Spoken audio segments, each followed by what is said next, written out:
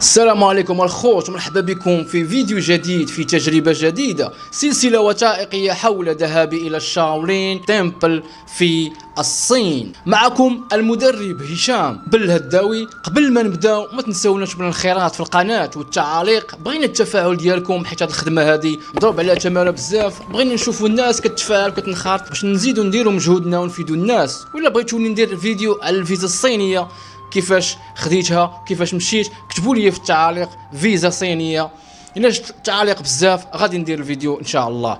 في السلسله الخوت غادي تشوفوا كيفاش جاتني الفكره باش نمشي، وكيفاش خططت مرحله بمرحله من الفيزا الى الطياره، شنو هي العقبات اللي صادفوني، شنو هي الحلول، الاجراءات اللي خديت، وشنو هما الاخطاء اللي درت باش نتوما ما ديروهاش. خوت هاد السلسله هذه غتكون شيقه ومفيده، اللي حققت فيها واحد من احلامي، وهو الذهاب الى الصين وتعلم الكونغ فو على ايدي المونكس او الرهبان ومحاربي الشاولين.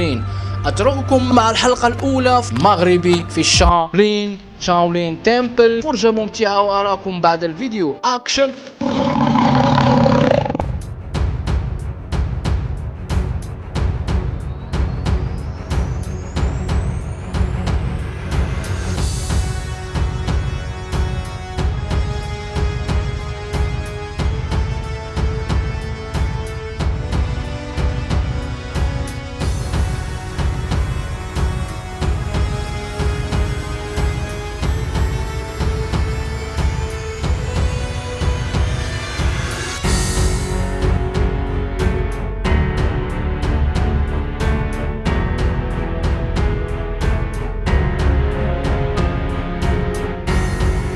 السلام عليكم الخوت، مرحبا بكم معنا في مغامرة جديدة إن شاء الله. اليوم قاصدين بلد الصين، سارين البوردين وشدينا الرحال إلى الشاولين تمبل بإذن الله. غيكون واحد البروغرام ديال واحد الشهر، واحد السلسلة وثائقية ديال القتالية اللي غتكون مشوقة. غادي نبقى نوصي حلقة بحلقة، غادي يكون فيلم وثائقي على التجربة، رحلة مغربي إلى الشاولين تمبل. اول مره اتجه الى الصين واول تجربه ليا. التريب غيكون شاق شويه لانه غيكون فيه التدريب ديال الكونغ فو والمونتاج ديال الفيديوهات. عرفنا اللي ما غاديش تكون سهله، لكن غادي تكون فيها استفاده ان شاء الله.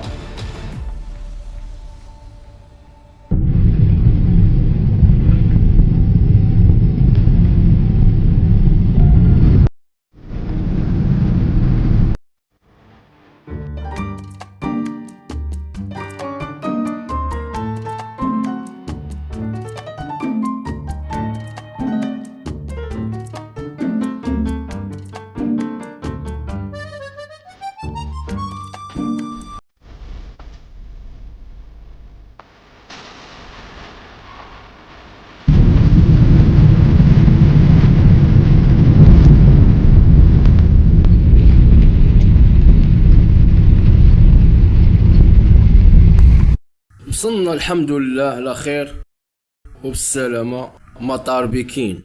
قبل مغادرتنا اليوم يرجى التأكد من أخذ جميع ممتلكاتكم الشخصية.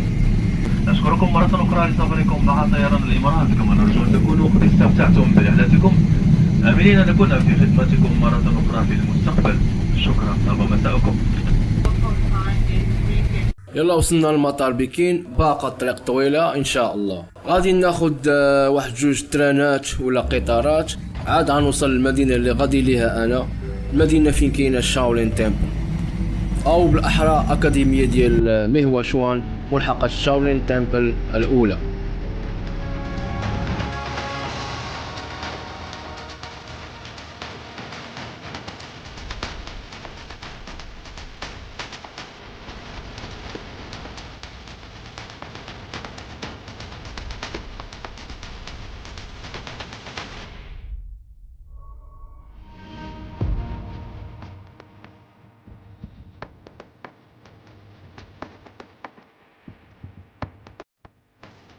الخوت تلفا ما عرفت شنو غادي ندير.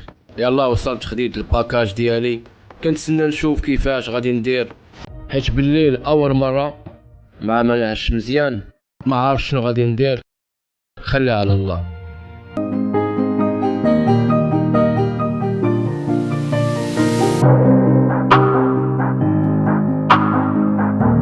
واخيرا الخوت نحن في الصين، خدينا التيكيتا تذكيره، وصلنا لبكين عاصمة فلسطين. عاصمة فلسطين على وزن فلسطين.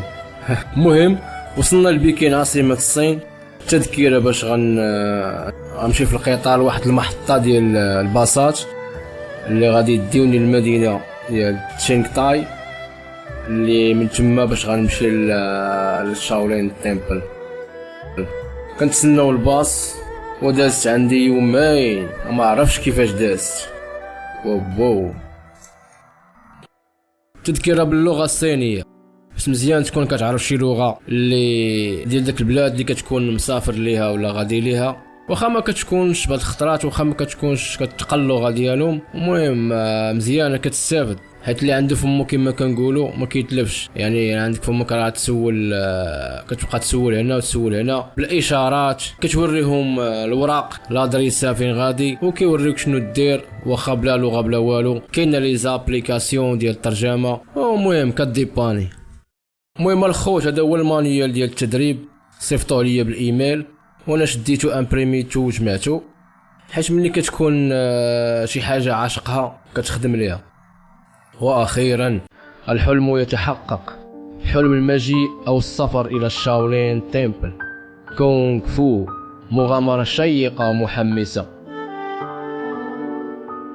المهم هنايا الخوت الجو زوين معتدل، كيبان لي ماشي بحال الامارات، الجو كيبان لي مبرد شويه حيت باقي ما خرجتش على المطار.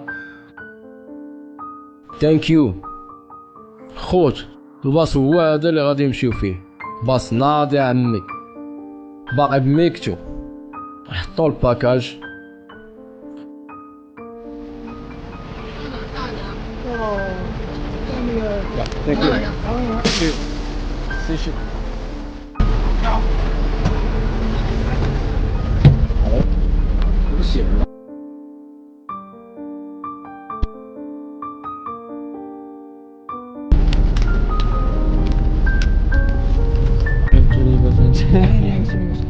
مبسوط فهو جاي الجامعة هنايا ان شاء الله، باقي انا وياه بجوجنا تالفين. فاتينا الله الله ان شاء الله. جا عندهم زمان.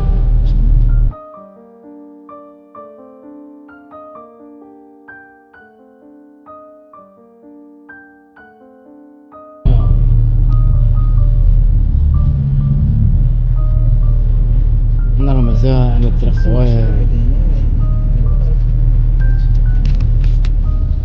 انا راه سولت هذيك وقطعت التيكيته، قالت لي انزل في المحطه اخر شيء، كاين اخر محطه اخر سيرفيس.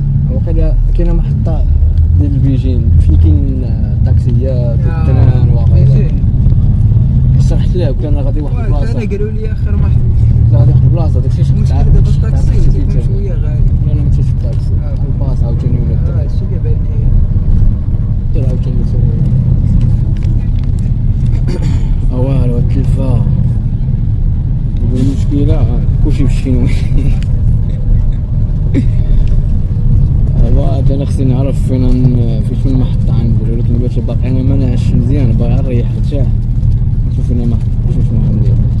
المهم ننزل اخر محطة وغنسول عاوتاني نشوف داك البلاصة اللي غادي ليها انا. تبيا نوصل ليها بالليل، خصني ضروري نحجز في الشوطير نبات فيه، حيت بعد 8 في التيمبل ما كيبغيوش تدخل من بعد 8 ديال الليل. نتمنوا دوزو الليل على خير وبخير، انا اول مره وما جايين وما عارفين والو، كلشي على الله.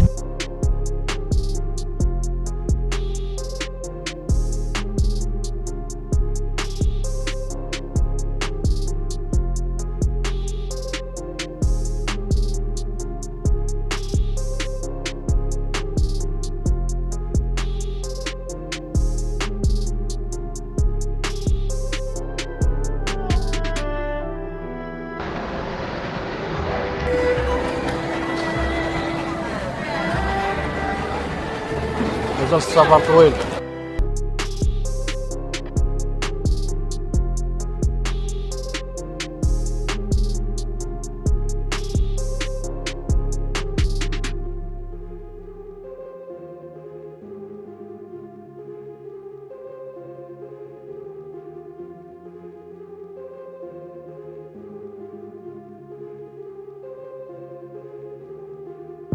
الخوج 2 سوايع وحنا شادين الطريق، مازال 2 سوايع اخرين حتى غادي نوصلوا. واقيلا غنوصل مع 4 ديال الصباح، يعني يومين ديال الطريق بشاخ. اما هو كرشي يومين واخا قصيت واحد شويه، ولكن واخا قصيت واحد شويه وما صليتش. 16 هذا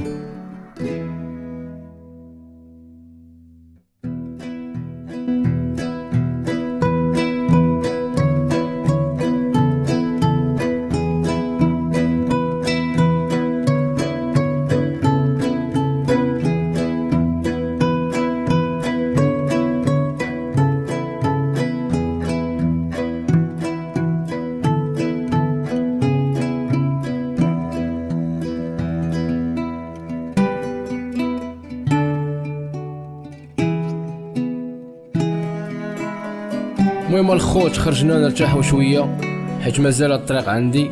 بان لي واحد الساعه واقيلا، ساعه ونص حتى لساعتين باش نوصلوا للبلاصه اللي باش نوصل لتشين تاي وناخذ ونبات في الاوتيل عاد نكمل شاولين تمبل.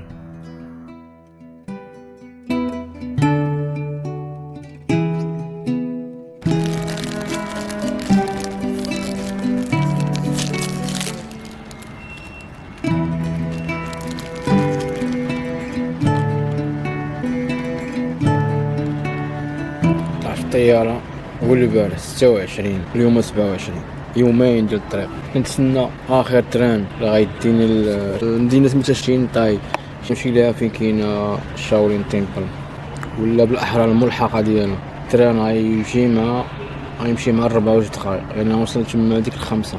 اش غندير؟ غنمشي نشوف شي اوطيل هو الاولاني نروفريشي فيه، نرتاح فيه شويه، نصلي فيه، ندوش نعس واحد شويه، واحد 4 سوايع حيت ما نعاش. وهاديك الساعه تنتوقد شويه ونفطر، غنمشي عندهم باش نبدا معاهم ان شاء الله البروغرام ديالي ديال التريني.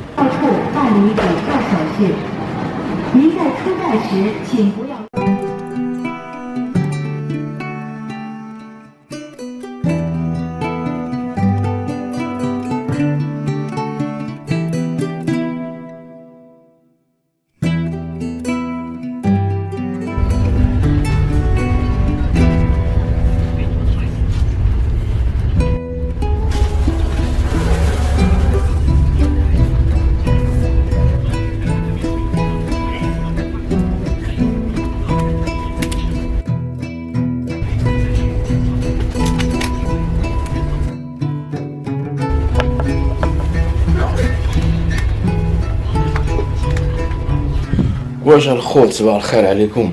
مازال السفر طويل عندنا. يلا البارح دخلت جيت معطل، البارح ما قدرتش نكمل نمشي شاولين تيبر لاني وصلت بالليل، وصلت لتشين طاي بالليل مع ديك شويه 4 الصباح، يعني التيبر تكون مسدوده.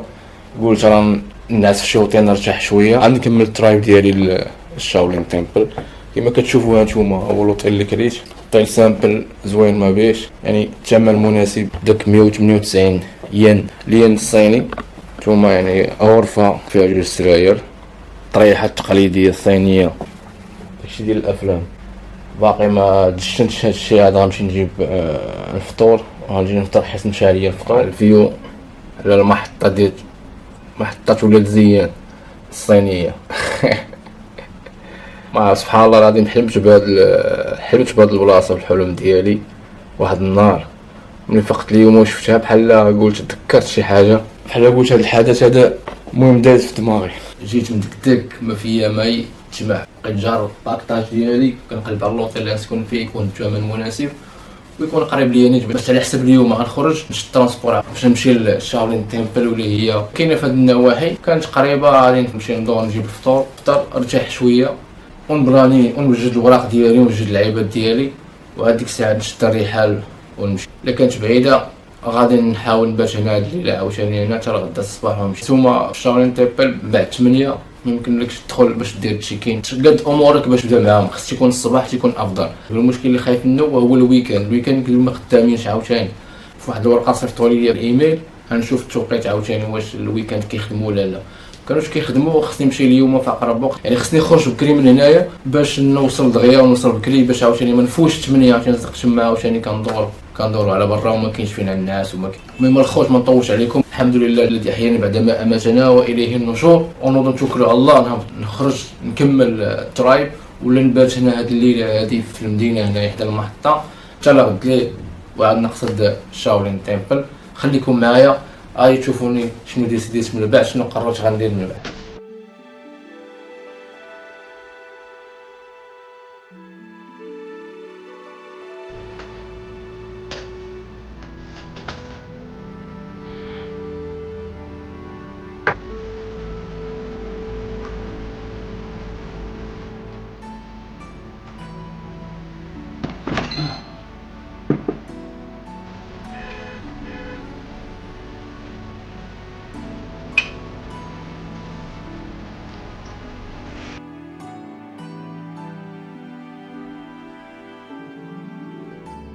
كما شفتوا الخوت، بداية تجربة ما كانتش سهلة، سفر طويل. هذه الحلقة كانت خاصة غير بالسفر، يومين من الطيارة المطار الفندق قبل بداية التدريب في الشاولين تمبل. نراكم في الحلقة القادمة إن شاء الله مع مغربي في الشاولين والتدريب وأحداث جديدة. السلام عليكم ورحمة الله تعالى وبركاته.